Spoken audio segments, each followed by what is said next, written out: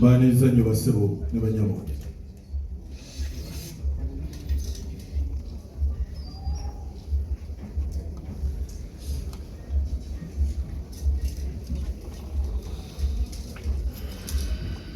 Tumanyidde okujja wano nga tuzze okuzannya. Today we are here to celebrate the life of this great guy.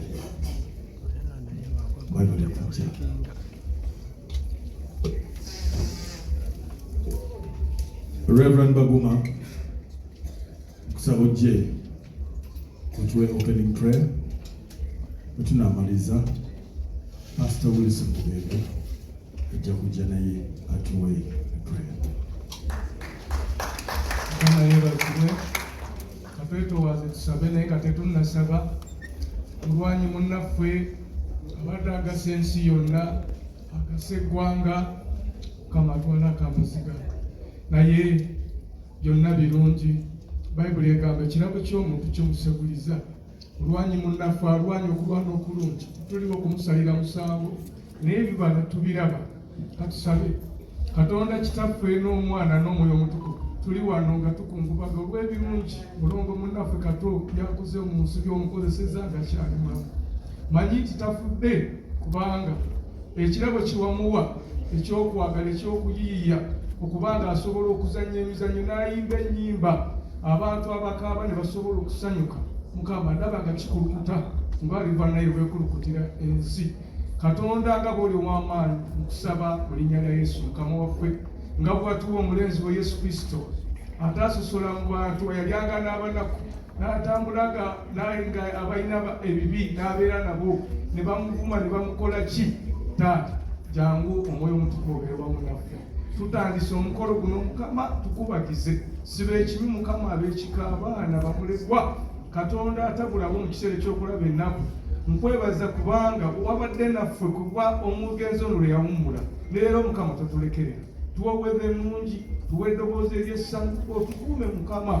Oyongera okutukubagiza paka lwe tunaawerekera munnaffe omubiri gwe ne tukuteeka mu nnyumba ey'olubeerera.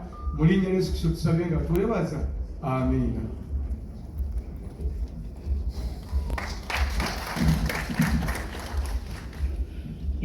Tweyanziza nnyo Reverend Baguma. Webali nnyo, webali ddala. Reverend Baguma atambudde kuva wala najja to honor his friend Pastor Wilson Bugembe.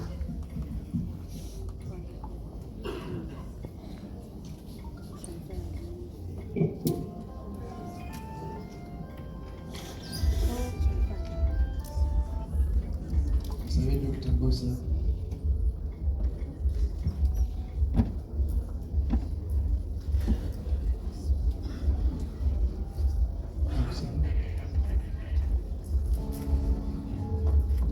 Okusokera ddala tugenda kwebaza Katonda emyaka gyakuumye ako Kato weeks 2 emabega tulina omukolo gwe twaliko ne tunyumya nnyo ne ako Kato. Saamanya nti yali atusiibula okuvanga muto bingi ebyagadde omutwala Katonda n'amutaasa. Saba twebaze Katonda amutwaziseemu emyaka egyo byonna ebirungi byatukoze okuyita mu Katonda. So we are going to stand up and take 1 minute on clapping to God for Uncle Kato. 1, 2, 3 now.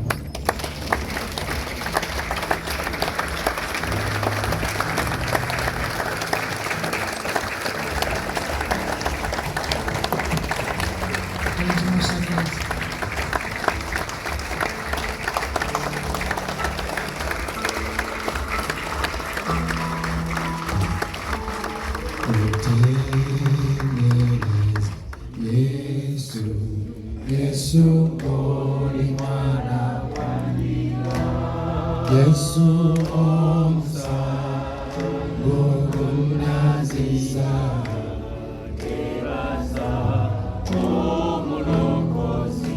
kutenda kutendereza Yesu oli mwana Yesu omusango gunaziza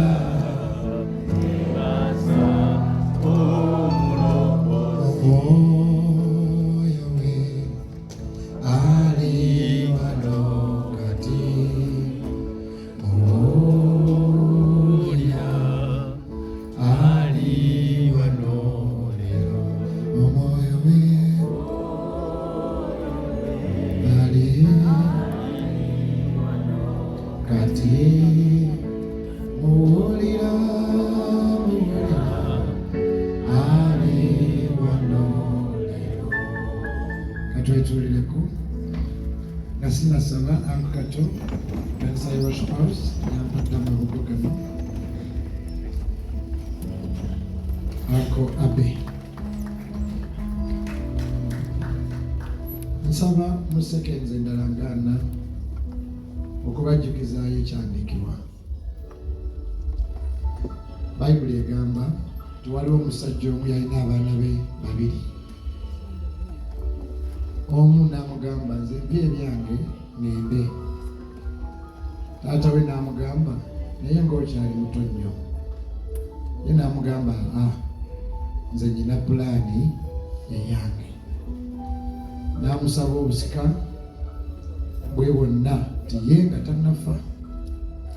Omwana oyo Akaabe akusegawa baamuwa byonna n'agenda mu nsi ey'owala. Bayibuli bwegamba lesuba abaana ba Dr. Bosa, abaana ba Akaabe, abaana ba Kusegawa balina obusika naye bakulinda okule oba oli awo nga ovudde nawo baleke babufune, naye ono yabusaba muto.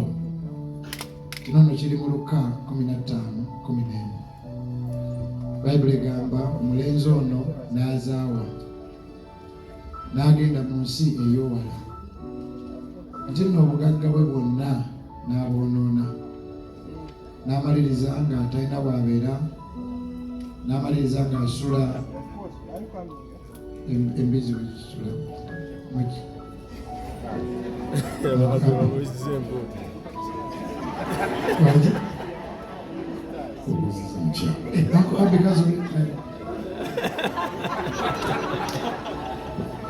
Najita style. mu Luganda Era style. n'ayonoona sente ze zonna, n'ayonoona obugagga bwonna. Bwe yamala okulya n'embizzi nga buli kimu akyonoonye, n'ayogera bw'ati, lwaki mbonaabona nga kitange gy'ali?